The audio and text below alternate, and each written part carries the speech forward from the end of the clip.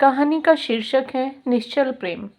मैंने पराठा खाकर जैसे ही चाय का पहला घूंट भरा कि बाहर से मुझे धानी की किसी पर चिल्लाने की और डांटने की आवाज़ सुनाई पड़ी। वह किसी को लगातार डांटे जा रही थी।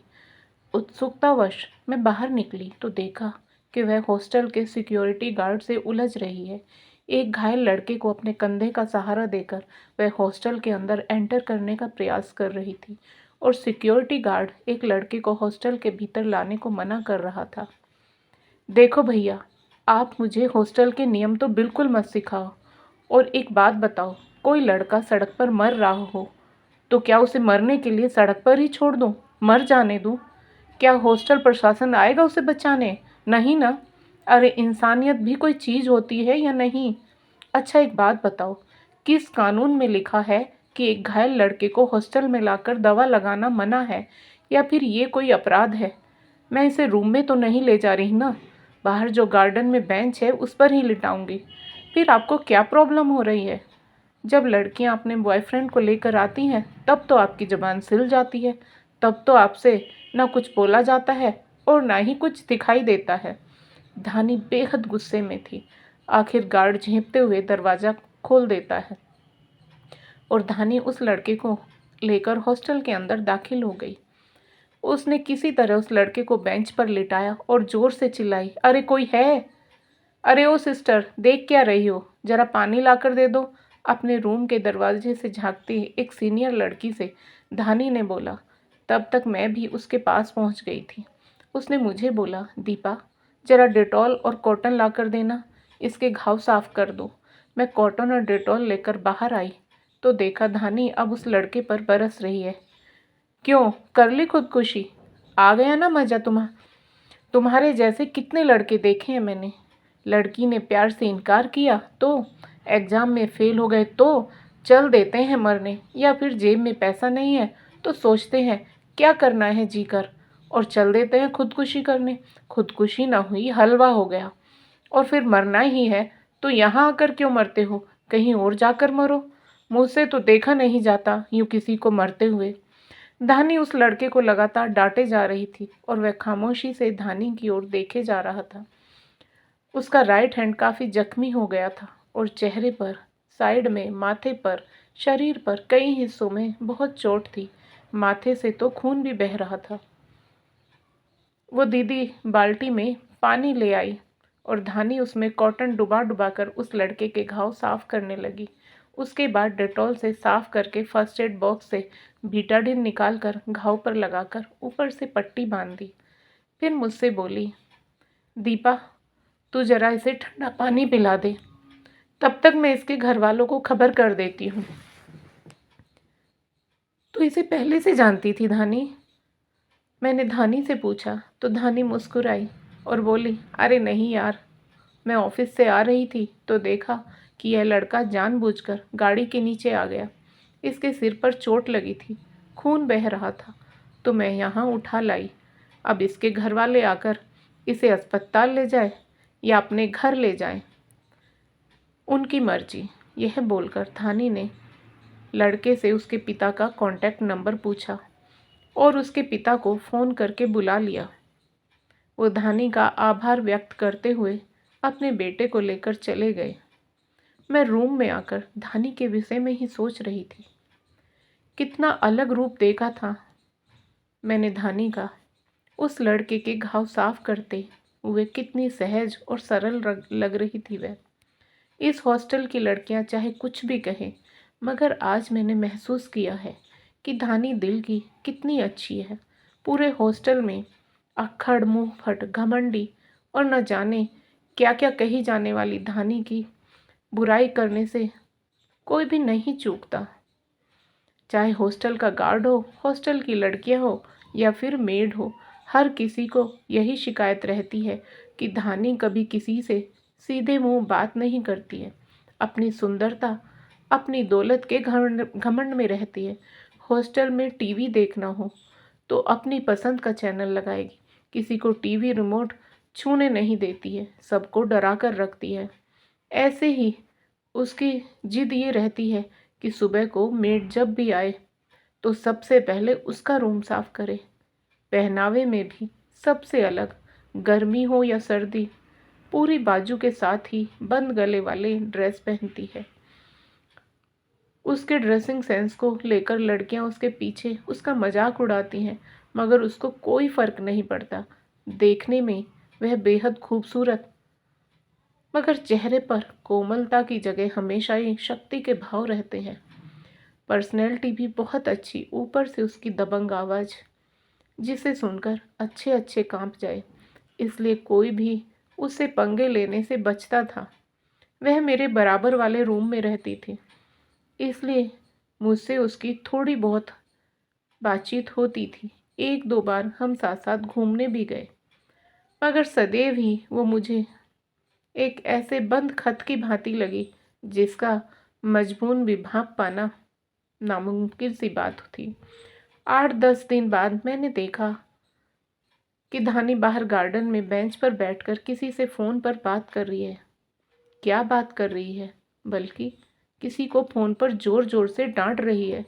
2-3 लड़कियां दूसरी ओर से घूमते हुए आ रही थी और धानी का मजाक बनाते हुए बोल रही थी कि लो आ गई इस लड़के की शामत। उसे मालूम नहीं कि किस खड़ूस लड़की से उसका पाला पड़ा है।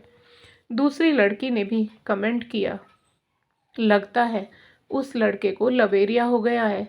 यह बोलकर दोनों ने एक साथ जोरदार ठहाका लगाया। उनके ठहाके की आवाज़ धानी के कानों तक पड़ी तो धानी ने दोनों को घूर कर देखा तो दोनों की सिट्टी पिट्टी गुम हो गई और वो झपट कर अपने रूम में चली गई।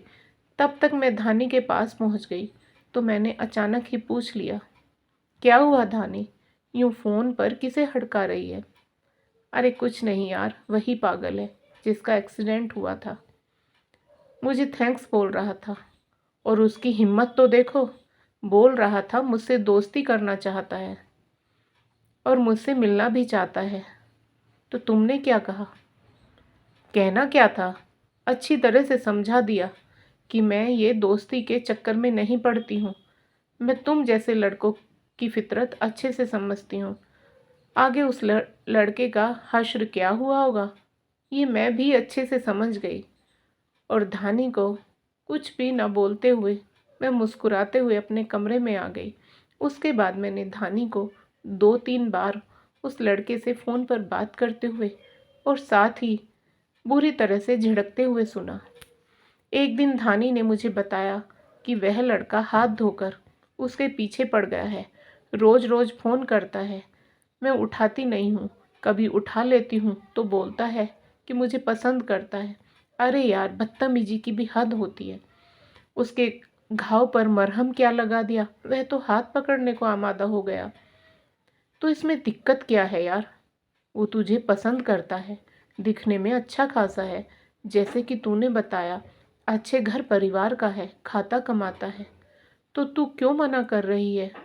कर ले दोस्ती, या फिर कोई और है तेरी जिंदगी में?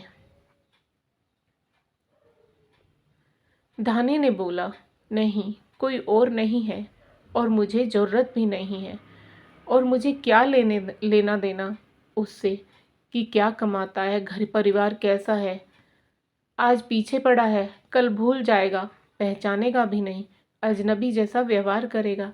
यही फितरत होती है इन लड़कों की। और इतना ही, उसे लड़कियों से दोस्ती करने का शौक़ है तो ढूंढ ले कोई और लड़की, मेरे पीछे क्यों पड़ा है? मुझे नहीं है किसी की ज़रूरत, मैं जैसी हूँ अकेली अच्छी हूँ। यह बोलते बोलते धानी की आंखें नम हो गई। मैंने उसे बहुत ही कोमल लहजे में कहा, धानी, प्रेम बड़ा ही खूबसूरत होता है, किसी की भी वीरान जिंदगी में बाहर ले आता है। यदि किसी से हो जाए तो शक्ल, सूरत, उम्र, जाति कुछ दिखाई नहीं देती है। प्यार करने वाला इंसान अपने प्यार को पाने के लिए हर कुर्बानी देने को तैयार हो जाता है। मैंने उसे समझाना चाहा। धानी ने व्यंग्य करते हुए कहा, बहुत देखे हैं ऐसे प्यार करने वाले। नहीं नहीं, मैं ऐसे झमेले में नहीं फंसना चाहती हूँ। और वह उठकर अपने रूम में चली गई। अगले दिन वह लड़का मुझे हॉस्टल के गेट पर मिल गया। मैंने उससे कहा कि क्यों एक पत्थर से सिर मार रहे हो, उसकी ओर से कभी हाँ नहीं होगी। वह दोस्ती या प्यार के लिए बनी ही नहीं है। वो लड़का, उसका नाम अंबर था। वह मेरे सामने गिड़गिड़ाने वाले अंदाज में बोला, प्लीज़ दीपा जी, आप मेरी हेल्प करो। आप अपनी दोस्त को समझाओ ना। मैं सचमुच धानी से बहुत प्यार करता हूँ। मैंने ऐसी लड़की आज तक नहीं देखी। धानी ने मुझे जीने की राह दिखाई है, मेरा जीवन बदल दिया। जिस दिन से धानी ने मुझे मरने से बचाया, उस दिन से लड़कियों के प्रति मेरी सोच बदल गई। वरना तो लड़कियों के प्रति मेरी सोच तो अलग ही थी। मैं तो अब तक यही सोचता था कि लड़कियां बहुत मतलबी होती हैं। अंबर, मैं धानी से बात करने की कोशिश करती हूँ, मगर मुझे नहीं लगता उस पत्थर दिल पर कुछ असर होगा। मेरे तसल्ली देने पर अंबर वापस लौट गया। मैं हिम्मत करके धानी के रूम में गई तो धानी अपने बिस्तर पर आंख बंद करके लेटी हुई थी। मैंने धानी से कहा, धानी, मुझे तुमसे कुछ कहना है। क्या कहना है दीपा? धानी, अंबर अभी गेट पर मिला था मुझे। हाँ, मुझे मालूम है दीपा। अभी कुछ देर पहले मेरे पास कॉल आई थी उसकी। बाहर बुला रहा था मुझे। धानी, एक बार मिल तो ले तू उससे। वो सचमुच तुझसे बहुत प्यार करने लगा है। मुझे उसकी आंखों में सच्चाई नजर आई। मुझे तेरे लिए उसका प्रेम सच्चा लगा। तभी धानी व्यंग्यात्मक स्वर में बोली, दीपा, कोई किसी को सच्चा प्यार नहीं करता है। सब बेकार की बातें हैं। मुझे अब धानी की हट पर गुस्सा आने लगा था। मैंने चिढ़कर धानी पर तंज कसा। धानी, तुझे क्या पता प्यार के विषय में, कि प्यार क्या होता है? तूने कौन सा किसी से प्यार किया है? मेरी बात सुनकर धानी की आंखें भर आई तो मुझे लगा कि शायद मैं भावावेश में कुछ ज़्यादा ही बोल गई। पर धानी, मैं भी क्या करूं? मैं तो यही चाहती हूं कि तेरे चेहरे पर यह कठोरता अच्छी नहीं लगती। तू इतनी सुंदर है, इतनी प्यारी है। तेरे चेहरे पर तो हर पल मुस्कान होनी चाहिए। मेरी बात पर धानी फूट फूट कर रोने लगी। मैं धानी को यूं फूट फूट कर रोते हुए देखकर आश्चर्य में पड़ गई और मुझे लगा कि कुछ तो बात है। धानी के इस कठोर चेहरे और रूखे व्यक्तित्व के पीछे कुछ तो कहानी है। मैंने धानी को चुप कराया और फिर उससे कहा, धानी, कुछ तो है जो तुम मुझसे छुपा रही है। प्लीज़ धानी, मुझे बता देने से मन हल्का हो जाएगा तेरा। और मैं प्रॉमिस करती हूँ तुझसे कि तेरे मेरे बीच होने वाली बात केवल और केवल मुझ तक रहेगी, उससे आगे किसी तक नहीं पहुँचेगी। धानी ने मेरे आश्वासन देने पर बताना शुरू किया, दीपा, पहले मैं ऐसी नहीं थी जैसी आज हूँ। मैं भी हंसती खिलखिलाती थी, खुश रहती थी, मगर उसने मेरे जीवन से खुशी और हंसी दोनों छीन ली। बहुत प्यार करती थी मैं उससे और वो मुझसे। आकाश नाम था उसका। हम दोनों एक ही ऑफिस में जॉब करते थे। हमारे सच्चे प्यार के चर्चे पूरे ऑफिस में थे। मगर मेरे जीवन में एक ऐसा तूफान आया कि सच्चे प्यार का वो महल पल भर में भर भरा कर गिर गया। हम दोनों ने शादी करने का पक्का इरादा बना लिया था। हम जल्दी ही शादी करने वाले थे। बस मम्मी पापा से बात करनी थी। मुझे पूरी उम्मीद थी कि मम्मी पापा मना नहीं करेंगे। मगर उससे पहले ही मेरे जीवन की दिशा ही बदल गई। एक दिन मैं बाथरूम में नहा रही थी कि मुझे अपनी पीठ पर एक सफ़ेद दाग दिखाई दिया। फिर मैंने ध्यान से देखा तो मुझे हल्के हल्के 2-3 दाग और दिखाई दिए। मैं यह देखकर डर गई। मैंने मम्मी को बताया। मम्मी मुझे डॉक्टर को दिखाने लेकर गई। डॉक्टर ने कहा, ऐसी कोई घबराने वाली बात नहीं है, ट्रीटमेंट से ये दाग आगे नहीं बढ़ेंगे, मगर जो हो चुके हैं वह ठीक नहीं होंगे। मुझे लगा कि यह बात आकाश को बता देनी चाहिए। अगले दिन ऑफिस में मैंने आकाश को बताया कि आकाश, मेरी पीठ पर 2-3 सफ़ेद दाग हैं और मैंने डॉक्टर को दिखाया है। डॉक्टर ने कहा है ट्रीटमेंट से ये दाग और नहीं बढ़ेंगे, मगर जो हो चुके हैं वो ठीक नहीं होंगे। यह बात सुनते ही आकाश के चेहरे का रंग बदल गया। उस दिन के बाद आकाश ने मुझसे बात करना कम कर दिया। धीरे धीरे वो मुझसे बात करने से बचने लगा। एक दिन मैंने उससे कहा, आकाश, हम शादी कब करेंगे? तुम मेरे मम्मी पापा से बात करो ना। आकाश ने तुरंत कहा, धानी, मैं तुमसे शादी नहीं कर सकता, क्योंकि मैं नहीं चाहता कि भविष्य में तुम्हारे सफ़ेद दाग के कारण हमारे वैवाहिक जीवन में कोई परेशानी आए और मुझे लोगों के सामने तुम्हारे कारण शर्मिंदा होना पड़े। आकाश के जवाब पर मैं तो ठगी सी देखती रह गई। मैंने उसे कहा भी कि आकाश, डॉक्टर ने कहा है कि ये दाग और नहीं फैलेंगे, मगर आकाश ने मेरी एक नहीं सुनी और मुझसे बात करना बंद करके हमेशा के लिए रिश्ता ख़त्म कर लिया। उसके बाद मुझे उस ऑफिस में घुटन सी होने लगी, क्योंकि सबकी नज़र मुझ पर रहती थी कि आखिर ऐसा क्या हुआ होगा जो इन दोनों ने आपस में दूरी बना ली। मैंने वहाँ से जॉब छोड़कर दूसरी जगह जॉब कर ली। तब से मेरा व्यवहार सबके प्रति रूखा हो गया। मुझे लगने लगा कि ये दुनिया वाले नकली हैं, झूठे हैं। मैं आज भी उसे नहीं भूल पाई। उसने मेरे जिस्म से प्यार किया था। 2-4 सफ़ेद धब्बों के कारण उसका मेरे प्रति प्रेम काफुर हो गया, और मैंने तो उसे प्रेम किया था, उसके शरीर से नहीं। मेरी सब फ्रेंड कहती थी, धानी, तुझ पर तो एक से बढ़कर एक स्मार्ट और हैंडसम लड़के फिदा हैं। तू कहाँ इस काले और मोटे इंसान के चक्कर में पड़ी हुई है? मगर मैंने तो आकाश की सूरत नहीं सीरत देखी थी, पर सीरत भी कहाँ अच्छी थी। आकाश के धोखे के बाद प्यार मोहब्बत से मेरा विश्वास ही उठ गया। लड़कों से मैं दूर भागने लगी। इतना बोलकर धानी फूट फूट कर रोने लगी। किसी तरह मैंने उसे चुप कराया। फिर मैंने उससे कहा, धानी, मेरी बात सुन। मैं मानती हूँ आकाश धोखेबाज और स्वार्थी निकला, मगर धानी, ये ज़रूरी तो नहीं कि हर शख्स आकाश जैसा हो।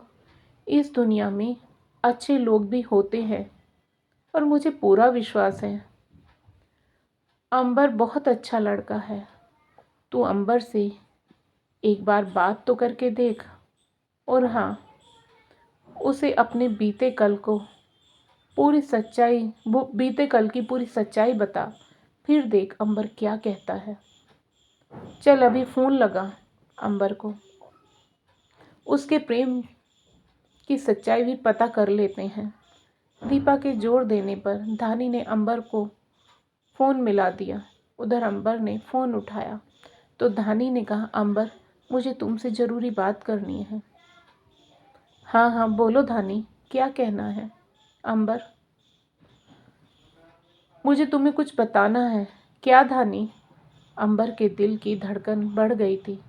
उसे लग रहा था कि न जाने धानी क्या कहने वाली है। बोलो धानी, चुप क्यों हो? अंबर, फिर धानी ने अपने बीते कल की एक एक बात अंबर को बता दी। धानी के चुप हो जाने पर अंबर ने कहा, धानी, मुझे इस बात से कोई फ़र्क नहीं पड़ता है कि तुम्हारे शरीर पर 2-4 सफ़ेद धब्बे हैं। मैंने तुमसे तुम्हारी सुंदर आत्मा से प्रेम किया है, तुम्हारे शरीर से नहीं। शरीर का क्या है, एक दिन नष्ट हो जाएगा। धानी, तुमने मुझे जीना सिखाया है, ज़िंदगी में आगे बढ़ना सिखाया है। और हाँ, मैंने तुम्हारे विषय में अपनी मम्मी को भी बता दिया है और अभी भी मम्मी तुम्हारी सब बातें सुन रही हैं। और मेरी मम्मी को हमारे रिश्ते से कोई ऐतराज़ नहीं है। आई लव यू धानी। धानी ने भी आकाश के प्यार के इजहार का जवाब प्यार के इजहार से ही दिया। आई लव यू टू अंबर। धानी और अंबर के निश्चल प्रेम की जीत हुई और एक दिन धानी और अंबर विवाह बंधन में बंधकर एक हो गए। अंबर के निश्चल प्रेम की छाँव में धानी के रात दिन फूलों की भांति महकने लगे। तो दोस्तों, आपको आज की कहानी कैसी लगी, कृपया कमेंट करके अवश्य बताएं। और यदि आपको कहानी पसंद आई हो तो कहानी को लाइक करें, शेयर करें और साथ ही ज़िंदगी सरिता हिंदी स्टोरीज चैनल को सब्सक्राइब करें। फिर मिलेंगे दोस्तों एक और नई कहानी को लेकर।